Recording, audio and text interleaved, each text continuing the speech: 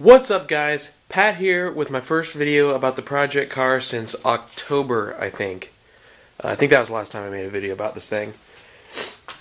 Okay, so in the few months that it's been since I made a video about this, I've made some decisions. First of all, I'm taking this motor back out.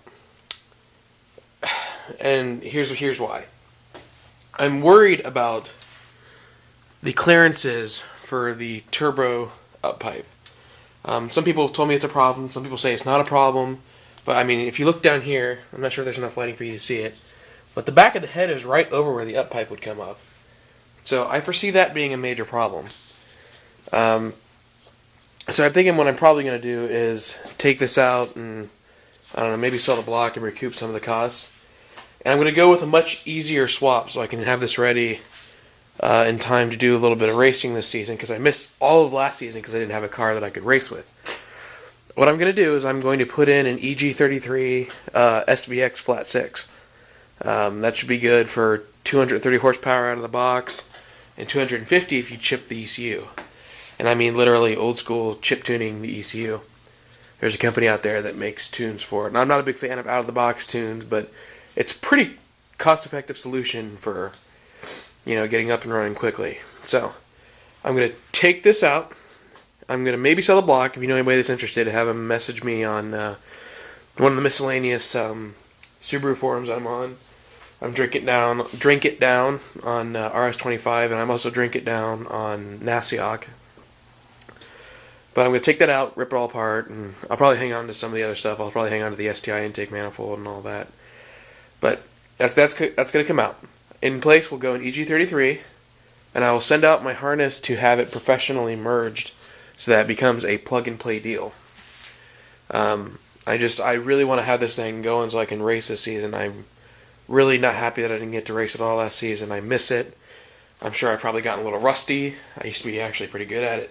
So I really want to race the season. So that's probably what's going to happen so far. I'll probably leave the Walbro 255 fuel pump in the tank that I had in there. That probably won't hurt anything. But as for my Megasquirt, I'm not sure what to do with that. I could just sit on it until I get a project that I need it for.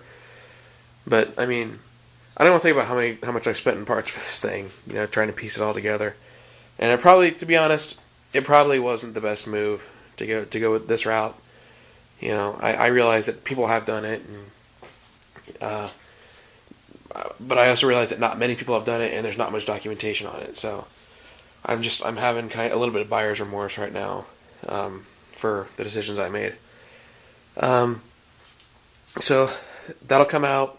I'll upgrade the pitch mount. That'll probably go Group N. I'll upgrade the engine mounts, the tranny mounts, and tranny bushings. I need to take the tranny out and drill out the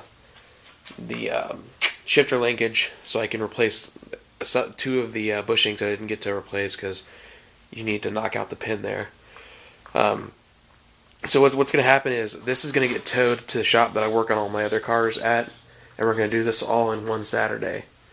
My plan is to take this out, take out the harness here, take out the harness of an SVX donor car, because there's lots of SVXs in or around Columbus with blown transmissions because the 4EAT is a weak piece of shit. So that'll come out. I'll scrap the SVX and probably get most of my money back, honestly, in scrap prices. Well, not scrap prices. I'll send it to a junkyard to so other SVX owners can have the rest of the parts. And I know if some SVX owner watches this, he's gonna crap his pants, say, "No, they only made so many of those. I would want those parts." But tough shit. So, all right. Now I also got another car, a new daily.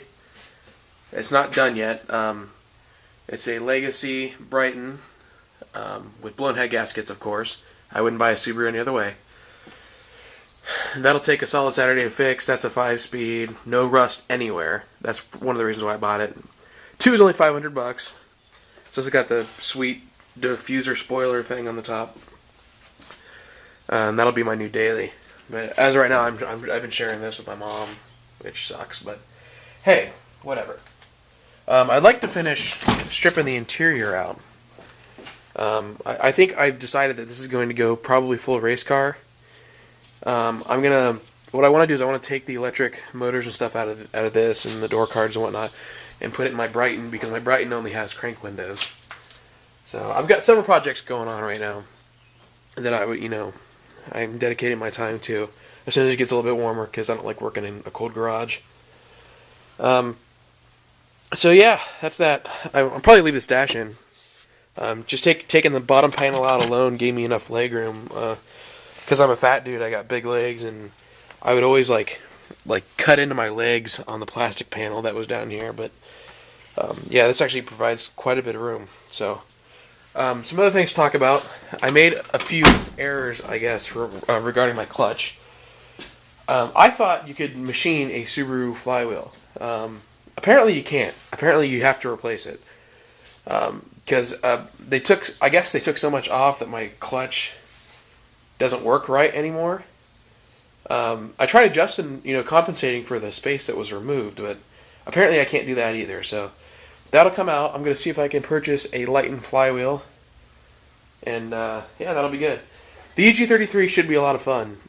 It's 200. It'll be 250 horsepower, at least at the crank. I don't know what it'll be at the wheels. Probably, 20% drivetrain loss, whatever.